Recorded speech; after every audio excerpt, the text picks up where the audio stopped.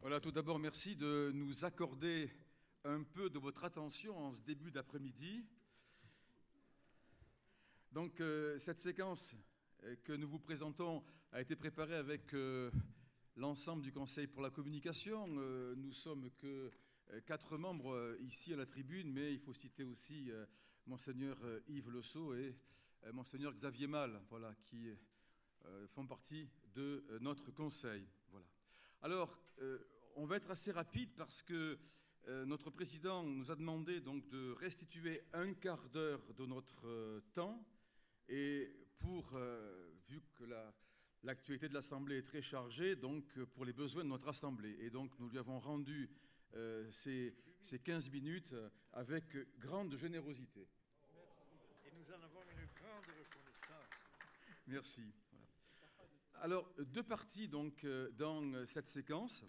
D'abord, en première partie, un point d'étape sur le travail du Conseil pour la communication, sur les chantiers que nous avons ouverts, et en même temps, dans la suite de cette première partie, donc la présentation du document que vous avez reçu, qui est le dossier 1, la communication donc dans le ou dans les diocèses. Et puis donc en seconde partie, une intervention de Jean-Marc Echen, puisque nous avons lancé aussi depuis quelque temps, déjà depuis plus de quelques mois, un think tank autour de Église et numérique. Et déjà vous avez eu entre vos mains le document Episcopat donc, qui traitait de la question. Voilà. Et puis si il nous reste un petit peu de temps, on pourra avoir un échange questions et réactions. Donc je commence par le point d'étape et la présentation du document. Je voudrais dans un premier temps de cette première partie vous présenter les 6 chantiers qui nourrissent, j'allais dire, régulièrement notre travail. Le premier chantier donc, a été créé grâce à Anne Keller qui nous a quittés, qui a quitté la conférence, je crois, pour rejoindre les pères jésuites. C'est bien ça. Ah non, elle n'est pas morte. Elle est toujours bien vivante. Voilà. Anne Keller était un peu la promotrice de cette cellule de veille numérique. Alors j'en dis un petit mot.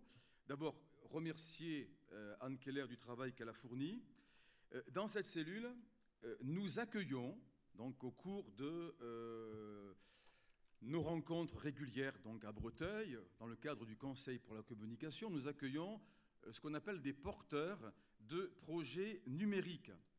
Et ces porteurs de projets numériques sont très riches par leur diversité et également par, j'allais dire, leur production, par leur travail. Et donc, c'est important pour eux, il faut le souligner, d'avoir un lien avec l'Église de France. Ils tiennent absolument à ce que nous puissions les accueillir, que nous puissions donc les entendre, les écouter.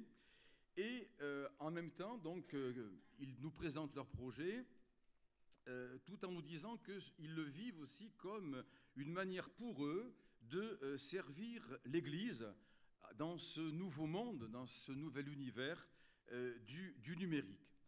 Donc, pour être clair, cette cellule de veille numérique, ne donne pas de label Conférence des évêques de France aux projets qui nous sont présentés, mais, comme je viens de le dire, elle accueille, écoute, accompagne, donne son avis et ses conseils par courrier aux intéressés après les avoir rencontrés. Et également, notre cellule joue un peu un rôle d'expertise par rapport aux projets qui nous sont présentés. Voilà. Donc je laisse la parole un instant à Vincent qui va pour illustrer mes propos, nous présenter 2 de ces projets parmi les dizaines donc, que nous avons reçus. En moins d'1 minute, EFATA, qui est un projet de Airbnb Cato, que vous connaissez, qui est un projet qui fonctionne bien, donc qui permet à des personnes de trouver des logements lorsqu'ils ont des démarches de pèlerinage ou autres. Un autre projet d'une autre nature, c'est le projet Prixm, qui est un newsletter envoyé de toute façon hebdomadaire et qui vise à promouvoir la parole de Dieu à travers l'art, la culture, en s'appuyant sur une base de données qui a été développée à l'école biblique à Jérusalem. Voilà. Il y en a encore d'autres, Bouge ton église, La Quête, enfin voilà, tous ces projets que vous connaissez peut-être qui passent chez nous. Voilà, alors vous avez la trace effectivement donc, de ces projets et de leurs promoteurs, puisque donc lorsque nous les avons reçus, nous leur avons écrit, et puis nous écrivons aussi, enfin, je vous adresse un courrier pour vous dire donc qui ils sont, ce qu'ils proposent, et en même temps aussi, nous vous envoyons ce courrier pour que s'ils se présentent dans votre diocèse, eh bien, ou directement en vous rencontrant ou en rencontrant donc votre responsable de la communication, eh bien, vous puissiez savoir de quoi il en retourne. Voilà, donc on a pris comme décision, comme principe, d'envoyer donc un courrier après chacune de ces rencontres avec ces porteurs de projets. Le deuxième point, donc, au niveau des chantiers, c'est bien sûr, vous l'imaginez, la place que nous donnons au niveau du Conseil à la formation et à l'accompagnement des responsables de la communication. Voilà. Alors, c'est un terme générique, responsable de la communication, que j'emploie, parce que si vous avez jeté un œil dans le document, vous avez pu découvrir que voilà, il y a d'autres appellations différentes selon les diocèses. Voilà.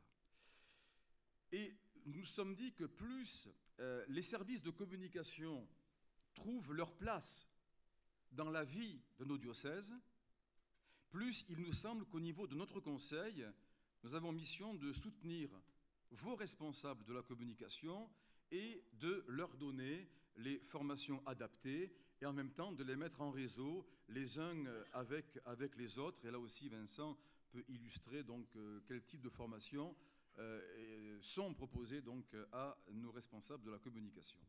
Pour la deuxième année, on a mis en place un module qu'on appelle fondamental qui permet au RDC, donc aux responsables de communication, de venir pour une petite semaine où on les aide à mieux comprendre les fondamentaux de la communication en Église, mais aussi d'avoir quelques bases, s'ils n'en ont pas déjà, ecclésiologiques, théologiques. Voilà, donc c'est une formation qui se veut un peu fondamentale sur divers aspects. Et puis, cette année, on l'enrichit de modules plus courts autour de la communication de crise, autour de la stratégie de communication, la relation avec les médias, et puis un module qui sera un peu plus long, qui sera fait aussi en partenariat avec un organisme professionnel, le DIDRACM, autour de la question des ressources. Donc c'est un module que l'on mène conjointement avec les économes.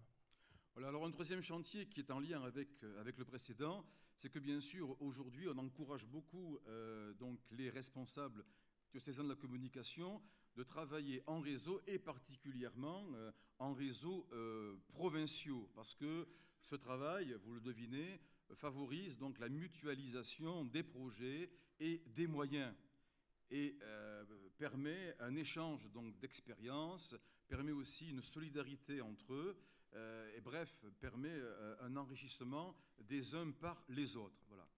Le quatrième chantier, qui déjà existait depuis un certain temps, c'est que dans chacun de nos conseils, nous recevions tous les acteurs chrétiens de la communication dans le cadre d'un conseil élargi. Nous nous sommes dit que nous maintenons ce conseil élargi, mais en même temps, nous nous sommes dit que ce serait intéressant de pouvoir travailler par catégorie. Par exemple, la presse, le livre religieux, les radios et le cinéma depuis peu.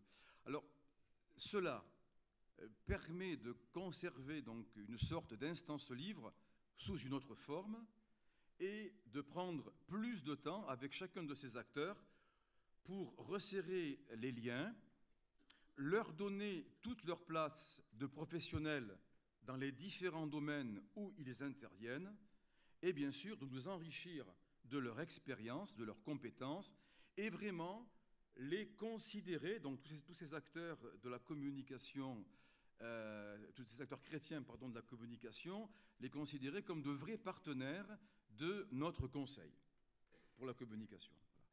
Le cinquième chantier, il est plus au niveau des relations que nous entretenons, particulièrement par la participation aux journées Saint-François de Sales, qui maintenant, depuis 2 ans, donc pour la seconde année, auront lieu ici à Lourdes. Le festival du film à Cannes, étant un Cannois, vous imaginez la joie que j'ai d'y retourner. Voilà.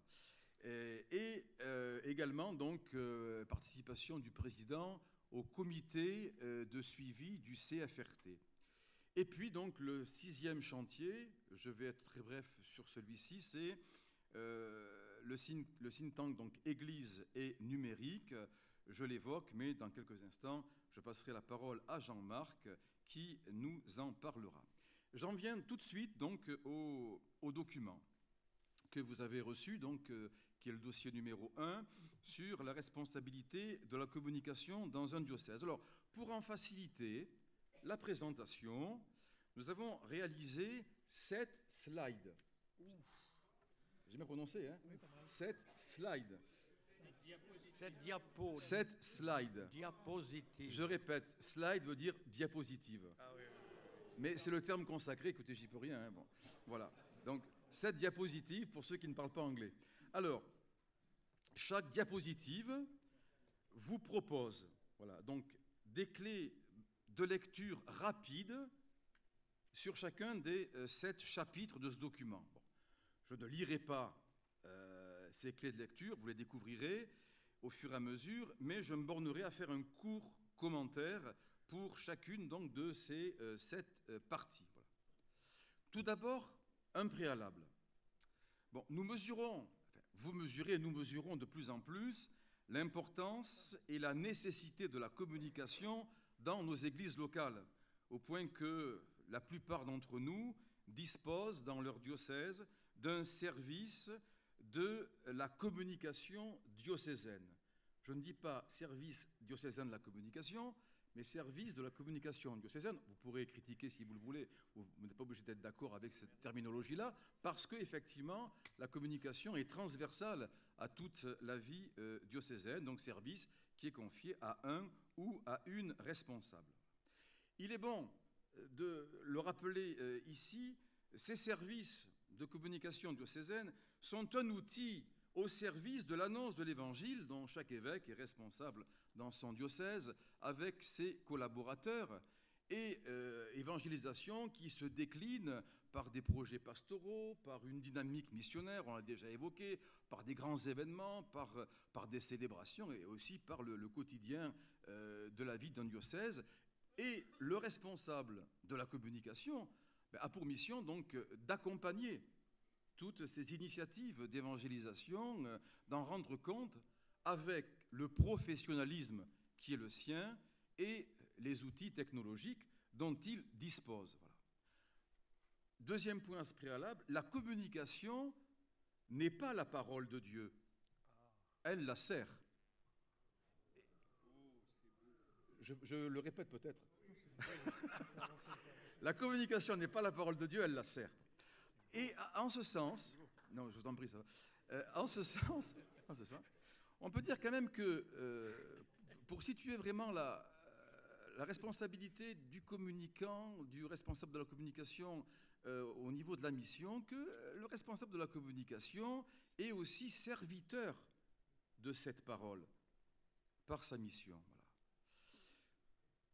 Nous entrons dans le document assez vite. Préambule. Bon voilà, donc je vous répète, vous avez quelques clés de lecture là qui sont présentées. Voilà. Alors d'abord, ce que je dirais comme commentaire sur ce préambule, c'est que l'ensemble du texte est le fruit de toute une réflexion qui a commencé il y a plusieurs années. On n'a pas le mérite ou l'exclusivité au niveau du Conseil donc, de la construction de ce texte. Il a déjà été, il a déjà été pensé, réfléchi il y a plusieurs années, et donc on s'est situé dans la continuité, en l'adaptant donc à ce que nous vivons aujourd'hui dans notre Église. Voilà. Ce texte veut respecter la façon dont chaque évêque, chaque diocèse travaille avec son responsable de la communication. Ce n'est pas un texte normatif, c'est un texte indicatif. On peut s'y référer et l'adapter à chaque réalité de nos diocèses. Voilà. Très humblement et très modestement, disons que ce texte est encore perfectible. Voilà. Il ne dit pas tout, ce n'est pas son but. Voilà. Ce que nous souhaitons au niveau du Conseil, c'est qu'il puisse vous être utile, qu'il puisse permettre à chaque responsable de la communication de mieux porter la responsabilité que son évêque lui a confiée. Nous pensons également que ce texte peut servir aussi comme texte cible pour bâtir une charte de la communication, si ce n'est pas déjà fait dans le diocèse, et servir également de texte de référence, et que ce texte peut permettre une relecture de la mission du responsable de la communication avec son évêque ou un vicaire général, voilà, et il donne en ce sens quelques repères. Voilà. Nous passons donc à la fonction 1, donc illustrée par le slide, la diapositive, pardon, une stratégie de communication au service, on insiste beaucoup sur la dimension du service, au service du projet pastoral. Il faut qu'on soit clair. Ah oui. Ce n'est pas l'évêque. J'ai pas été assez clair peut-être avant Georges. Ce n'est pas l'évêque. Les curés ou les collaborateurs de l'évêque et les services diocésains qui sont à la remorque du responsable de la communication. Mais c'est ce dernier qui doit suivre et ordonner son travail au service de la mission de l'évêque, de la vie du diocèse et de ce que l'évêque et ses collaborateurs lui demandent et attendent de lui. C'est important de bien remettre les choses dans le bon ordre. Nous le savons, mais c'est mieux aussi en le redisant. En ce sens, il nous semble important qu'il y ait une proximité entre l'évêque et son responsable de la communication et que cela suppose un a priori de confiance totale, une estime réciproque entre l'évêque et son responsable de la communication. Sans cela, la mission du responsable devient mission difficile, pour ne pas dire impossible. Donc il est clair que le responsable de la communication est au service de la communication de l'évêque.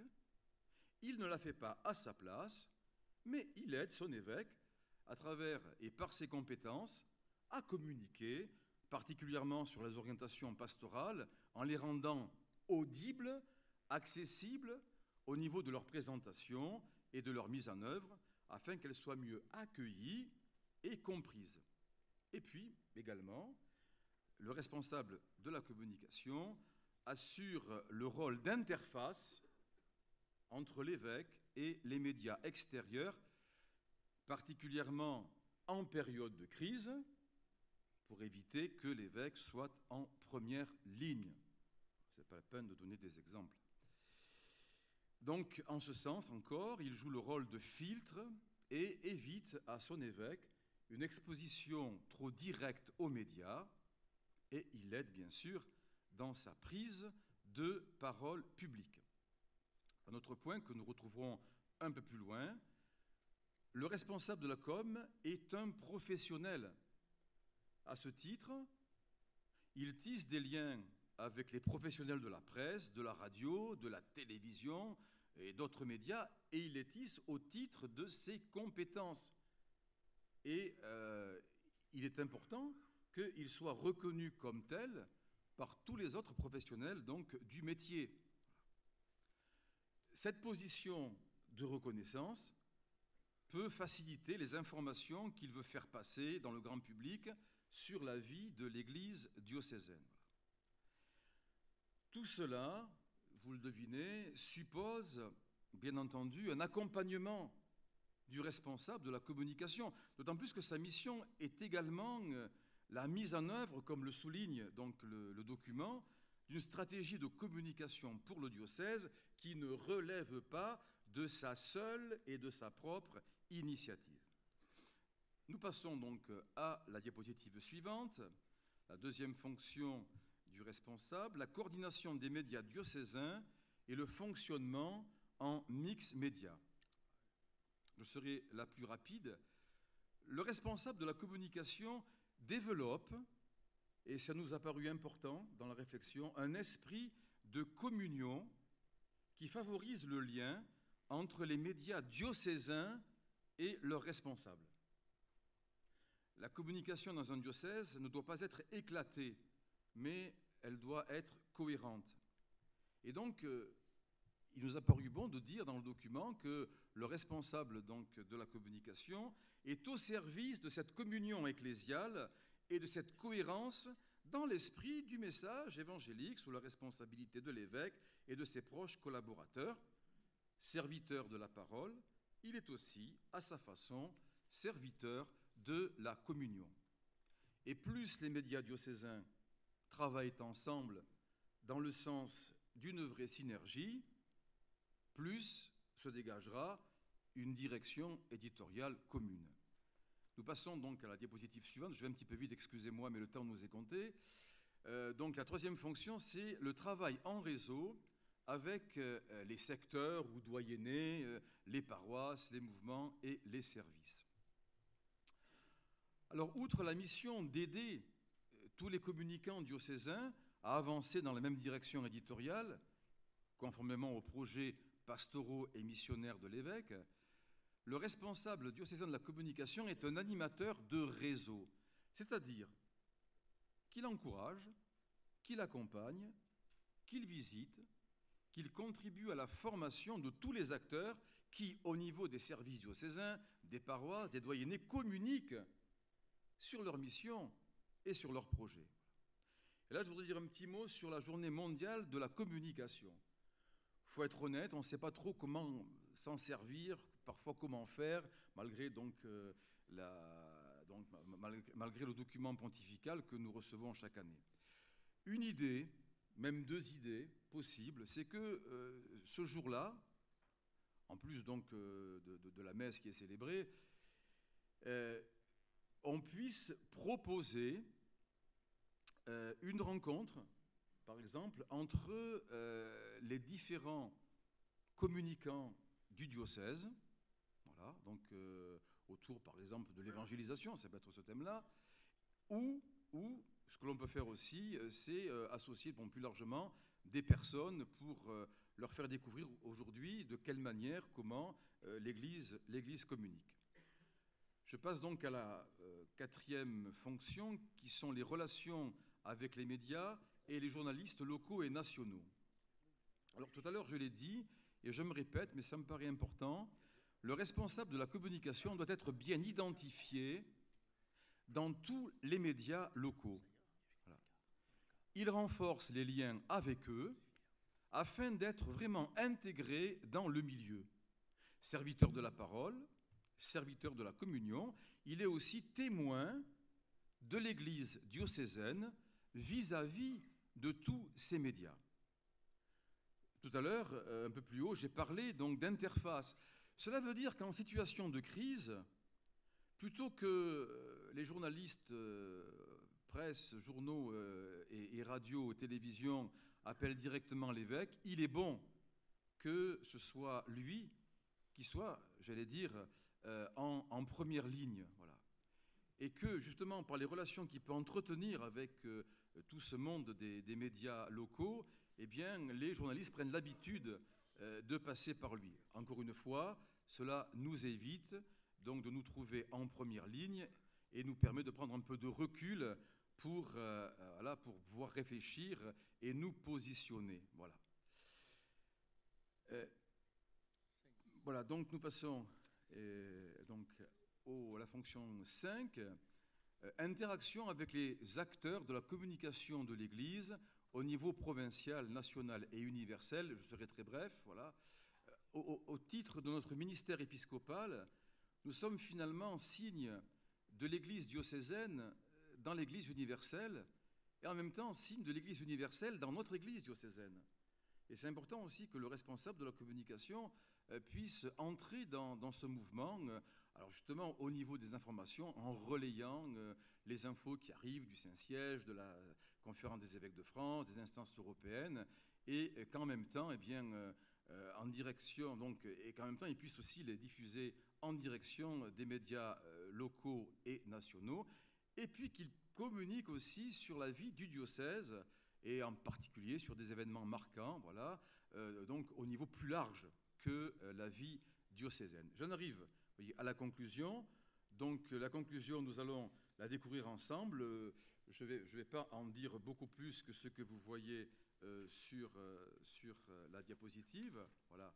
Donc la communion du diocèse, ça reprend un petit peu ce que j'ai dit. Bon, c'est vraiment, j'ai essayé d'insister beaucoup là-dessus, une réalité dont nous avons à prendre compte parce que elle fait partie intégrante maintenant de la vie de nos diocèses. Voilà, bon, des techniques, hein, bon, en particulier donc le numérique, qui sont vraiment au service de la pastorale, voilà. Et puis donc tout ce que j'ai évoqué autour des liens entre donc le responsable de la communication, son évêque, les collaborateurs de l'évêque, le diocèse, et puis aussi donc tous les médias extérieurs, voilà. Et donc la conclusion insiste sur ce point-là dans la deuxième partie, le lien de confiance avec l'évêque. On a noté donc savoir-faire et savoir-être. Si vous avez un peu de patience, vous irez regarder dans le post liminaire, voilà tout ce que nous avons développé sur ces deux parties. J'en ai terminé. Merci. Alors, j'en ai terminé. Et, voilà donc. Et dans la continuité de la présentation, je passe la parole donc à Jean-Marc qui va faire avec nous le point sur le think tank, comme je l'ai annoncé, et sa mission au sein de notre conseil et de l'Église de France. Merci beaucoup. D'ici, c'est intéressant d'être là à cette heure-ci parce qu'on voit très bien ceux qui dorment un peu. Je ne citerai pas de nom. C'est un quart d'heure. Bon, 10 minutes, mais ça va être rapide. Donc, un mot sur ce think tank, enfin, ce groupe de réflexion qui n'a pas reçu de mandat de la Conférence des évêques, mais le Conseil de la communication a éprouvé le besoin de constituer un tel groupe. Alors son objet, il vise à donner à penser, entre guillemets, sur la question de l'incidence du numérique et des réseaux sociaux dans le monde contemporain en général et pour la vie ecclésiale en particulier. C'est un objectif un peu ambitieux qui peut rejoindre, tout est lié, nous dit le pape François, des questions qui seront abordées avec études et projets ou le travail que peut faire par ailleurs Optique ou d'autres instances, qui peut rejoindre aussi ce qui nous est dit dans le dernier synode. Emmanuel y faisait allusion et on vous a mis au risque d'aggraver un peu notre empreinte carbone sur un document en papier, les 2 paragraphes du document conclusif du synode qui concernent cette incidence du numérique, en particulier dans le monde des jeunes. Vous trouverez aussi, comme le disait Norbert tout à l'heure, on ne parle jamais de zéro, mais sur ce même document, vous trouverez aussi un document de 2013 sur lequel avait travaillé Hervé Giraud pour une relecture de notre pratique ou de nos pratiques d'Internet, y compris une relecture spirituelle. Donc on se situe dans cette ligne-là. Alors ce groupe, par qui est-il constitué ? En plus de Monseigneur Yves Le Sceau et de moi-même, il y a donc les communicants de la Conférence des évêques, en particulier Vincent Némon et Anne Keller, qui étaient vraiment la cheville ouvrière. Il va falloir qu'on se réorganise sans sa présence. Il y a aussi du Service national famille et solidarité Bernard Jarry-Lacombe, le père Éric Salobir, dominicain, que vous connaissez bien, qui est le fondateur d'Optique, Raphaël Menajowski, qui, elle, est fondatrice de WebASOC, donc elle est plutôt dans le monde associatif et l'utilisation de ces réalités-là dans le monde associatif. Le père Grégoire Lebel, jésuite de Notre-Dame du Web, Erwan Lemort-Edec, qui est blogueur, que cause toujours pour son pseudonyme que vous connaissez peut-être mieux, le père Renaud Laby du diocèse du Mans, qui est chercheur et doctorant sur ces questions, enfin Thibaut de Bernis, créateur du site Effata, dont Vincent nous a dit un mot tout à l'heure. Alors, que dire sur cette question du numérique et des réseaux sociaux pour la vie de notre Église ? Peut-être que pour commencer, il faut essayer d'être dans une démarche positive et nous dire que c'est d'abord une bonne nouvelle pour l'Église. Les réseaux sociaux représentent d'abord une chance. Alors, pourquoi ? On pourrait l'illustrer de 1000 manières. Leur accès est très simple, quasi universel et presque gratuit. Il donne la possibilité de diffuser une information très rapidement à un grand nombre de personnes et ainsi de mobiliser autour d'un projet ou d'un événement. Les réseaux sociaux et Internet permettent de s'ouvrir à quasiment toutes les sources de connaissances, y compris certaines qui peuvent ne pas être fiables. Il favorise une démarche d'horizontalité permettant à la parole de chacun d'être exprimée et entendue. Donc peut-être que ça rejoint notre pente vers la synodalité d'aujourd'hui. Donc nous sommes face à un moyen d'expression et d'échange à portée très importante. Vous trouverez dans un petit document que je ne vous lis pas en intégralité, mais que vous avez dans votre dossier, des citations de Benoît XVI ou du pape François à l'occasion de ces fameuses journées mondiales de la communication qui expriment cela mieux que moi. Aujourd'hui, et nous en avions encore un témoignage, pour être toujours dans cette ligne de la chance ou de l'opportunité que ça peut représenter, nous avons eu encore un témoignage hier soir de la part des membres de la communauté Saint-Martin, et le témoignage de ceux qui se sentent appelés au sacerdoce ou à la vie religieuse dévoile souvent que la médiation d'Internet est intervenue à un moment ou à un autre dans leur parcours vocationnel. Cela pose un certain nombre de questions. Et il peut ne pas y avoir que du positif. Et là-dessus, cela pose des questions ecclésiologiques sérieuses. L'un d'entre nous, dans cette assemblée, disait dans un document épiscopat, « Aujourd'hui, on choisit son séminaire comme on choisit une école de commerce. » Donc la question pour nous, une des questions, c'est de savoir si nous devons simplement accepter cet état de fait ou nous interroger sur l'insertion ecclésiale et territoriale des candidats à une vocation spécifique qui est parfois remise en cause, y compris par la puissance d'Internet et des réseaux sociaux. Donc il n'y a pas que du positif, il y a un certain nombre de questions d'abord anthropologiques et ensuite spirituelles et ecclésiologiques qui sont posées par l'utilisation omniprésente des réseaux sociaux aujourd'hui dans le monde des jeunes. Alors une petite vidéo pour nous aider à réfléchir. D'après une récente étude américaine, nous sommes accros aux réseaux sociaux. Ça commence dès le réveil. Se connecter sur Facebook est le premier geste du matin pour 48% des 18-34 ans. Tout au long de la journée, un utilisateur se connecte environ 14 fois sur Facebook et passe en moyenne 1h45 sur les réseaux sociaux. Mais pourquoi une telle dépendance ? Comme leur nom l'indique, les réseaux sociaux sont des activités sociales. Les tweets, les likes, les messages provoquent dans notre cerveau une réaction positive, car ils flattent notre réputation. Chacune de ces notifications stimule dans notre cerveau le système de la récompense qui est aussi celui de la dépendance. C'est aussi une question d'habitude et d'automatisme, car comme avec la cigarette, les réseaux sociaux sont maintenant accessibles directement depuis notre poche. Les smartphones ont favorisé l'émergence de nouvelles habitudes de consultation rapides et répétées, à tel point que nous les regardons compulsivement, souvent même sans en avoir conscience. Un utilisateur consulte son smartphone en moyenne toutes les 10 minutes pour une durée généralement inférieure à 30 secondes. Ces petits shoots de réseaux sociaux renforcent ces habitudes. C'est un cercle vicieux dont il est difficile de sortir. Pourtant, les bénéfices du sevrage sont nombreux. Diminution du stress, de l'anxiété et du risque de dépression, ainsi qu'une amélioration du sommeil et de la concentration. Bref, comme toutes les bonnes choses, les réseaux sociaux sont à consommer avec modération. Alors peut-être que certains se sont reconnus, en tout cas c'est mon cas.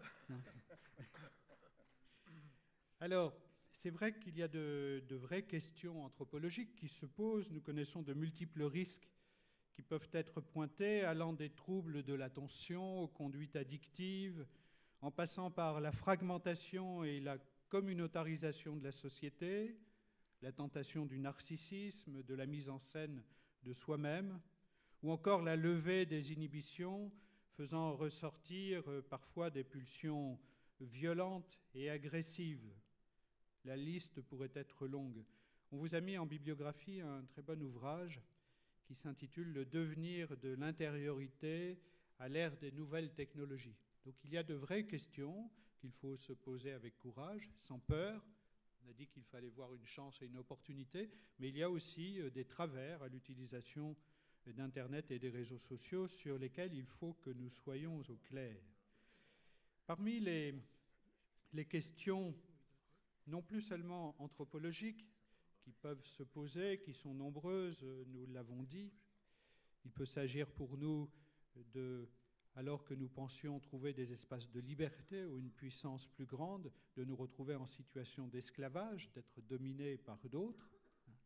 Nous pouvons, alors que nous pensons que ces instruments magnifiques sont à notre service, nous pouvons peut-être assez facilement nous retrouver esclaves de ces instruments au lieu d'en faire des outils au service de valeurs plus grandes. Alors, des questions non seulement anthropologiques, mais aussi spirituelles ou ecclésiologiques posées. Quelles sont les instances pour nous de régulation de ces pratiques qui sont habituelles dans nos vies et habituelles dans la vie de nos prêtres ou de nos responsables pastoraux? Est-ce que nous avons des instances de régulation, des outils de relecture qui nous permettraient d'avancer? Comment aider l'opinion publique? Je cite quelques points que vous retrouverez dans vos documents, je ne les reprends pas tous. L'opinion publique et les médias à distinguer une parole autorisée d'une prise de parole personnelle d'un blogueur, même très suivi. Il y a de nouveaux magistères qui surgissent sur les réseaux sociaux, qui ne sont pas nécessairement ceux de nos cardinaux, ni même celui du pape. Quel est le statut de la parole d'un prêtre qui intervient sur une question, engageant peut-être, non pas seulement lui et le troupeau qui lui est confié, mais l'Église de France ou l'Église universelle? Et quels outils avons-nous pour aider parfois tel ou tel de nos prêtres à relayer sa pratique des réseaux sociaux? Nous voyons bien que tout cela demanderait à être réfléchi, encadré, peut-être, même si le mot est un peu fort, pour préserver l'essence de la vie évangélique et ecclésiale dans l'utilisation de tels instruments. Pour les ministres ordonnés, dont nous avons la responsabilité, et pour nous aussi, une des tentations, un certain nombre sont listées dans le document que vous aurez en main, mais nous pourrions citer celle-ci, parce qu'elle semble importante, tentation de se donner à soi-même une mission. Certains prêtres peuvent parfois se sentir chargés d'un peuple virtuel, ceux et celles qui choisissent de les suivre sur les réseaux, plutôt que du peuple qui leur a été confié sur un territoire ou dans une mission donnée. Donc dans ce cas-là, nous n'apportons pas de réponse, nous ne posons que des questions. La mission choisie ne prend-elle pas le pas sur la mission reçue? Derrière le mot « follower », qui veut dire « suiveur », on pourrait le traduire comme ça, se trouve une figure de pasteur. Celui qui est suivi par des gens qui le suivent, des followers, c'est un pasteur. Comment des prêtres peuvent-ils parfois assumer une responsabilité quasi épiscopale en rassemblant d'autres prêtres sur la base de l'appartenance à leur réseau? Quelle question ecclésiologique pourrait ici être posée pour nous? Le pouvoir de certains blogueurs sur le clergé de nos églises locales vient lui aussi interroger les référentiels que se donnent les prêtres aujourd'hui. Le repère des prêtres aujourd'hui est-il celui du presbytérium en communion avec son évêque, de manière prioritaire, ou alors se situe-t-il ailleurs, en fonction de ses affinités intellectuelles, pastorales ou liturgiques? Je crois qu'il faut que nous puissions nous poser ces questions ensemble. Alors, ce ne sont sans doute pas toujours des questions nouvelles. En d'autres temps, Monseigneur Gérard Defoy, dans son ouvrage « Le pouvoir et la grâce », attire notre attention sur les questions ecclésiologiques qui pourraient être jugées analogues, par exemple celles posées par les congrès ecclésiastiques organisés à la fin du XIXe siècle par l'abbé Lemire. Donc, avec de nouveaux outils, il y a des questions qui sont des questions de toujours. Mission donnée, mission reçue, l'unité avec mon presbytérium et une unité que je vais chercher ailleurs avec d'autres. Mais ce sont de vraies questions. Elles ne sont pas si nouvelles que ça, mais elles sont simplement posées peut-être à frais nouveaux, en des temps plus marqués par l'individualisme et par ces nouveaux outils qui peuvent en faciliter l'expression. Donc nous pourrions avoir une occasion stimulante d'effectuer un approfondissement ecclésiologique sur l'identité de l'Église locale à l'occasion de ces questions nouvelles ou posées à frais nouveaux par l'influence des réseaux sociaux dans la vie de nos prêtres. Nous parlions tout à l'heure de styles de vie évangéliques qui sont parfois remis en cause par les réseaux sociaux qui lèvent les inhibitions. Il y a quelque temps, une petite vidéo était préparée par la Conférence des évêques, je crois, qui nous dit des choses là-dessus.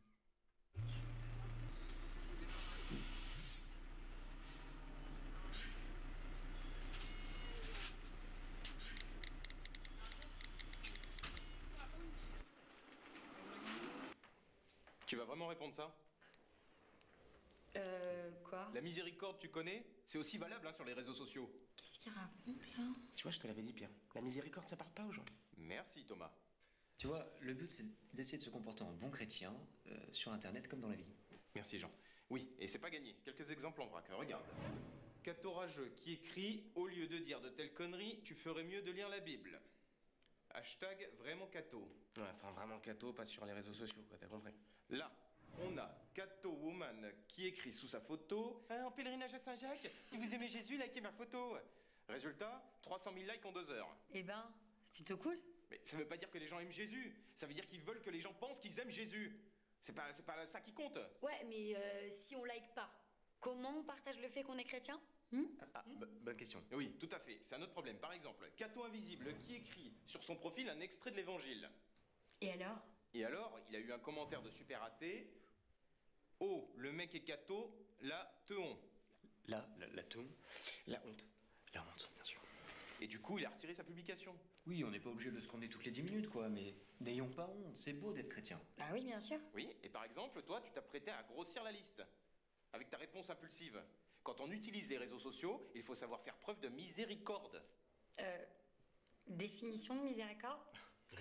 Moi qui étais autrefois blasphémateur, persécuteur, violent. Mais il m'a été accordé miséricorde, car j'avais agi par ignorance, n'ayant pas encore la foi. Première épître à Timothée 1,13. C'est pas un 14? Non, c'est 1,13, j'ai vérifié sur Internet. Ok. Oui, tu vois, le but c'est d'essayer d'appliquer le message de l'Évangile, hein, la parole du Christ, à l'ère du numérique. Non mais vous êtes gentil, mais on n'est pas en Palestine en l'an 30. On est au 21e siècle. Internet, les smartphones, Jésus connaît pas tout ça. Ah bah tiens, quand on parle du loup. Désolé de vous déranger les gars, mais vous savez pas où je peux trouver un chargeur mini USB? Si tu peux te brancher là, Jésus. Ah, trop bien, merci.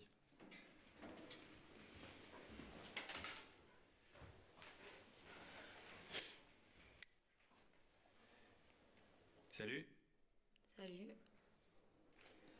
En fait, ce qu'on veut te faire comprendre, c'est qu'il n'y a pas d'époque ou de lieu pour vivre la miséricorde. Oui, enfin, est-ce que, une bonne fois pour toutes, vous pouvez m'expliquer ce qu'est la miséricorde? Et sans me citer Saint Matthieu, ou je sais pas quoi dans la réponse.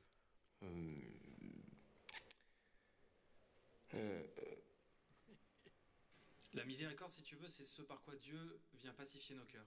Et nous rend du coup porteurs de sa tendresse et de son espérance. Tu comprends? D'accord. Et c'est dans l'évangile, ça? Non, c'est pas dans l'évangile. C'est l'évangile.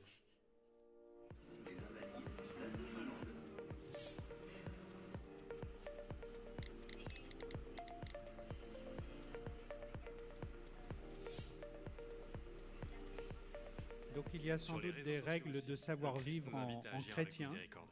Mais tu crois que ça va parler Pardon. aux gens, cette histoire de miséricorde sur les réseaux sociaux? Bah ouais, pourquoi pas. Je sais pas, je demande à voir.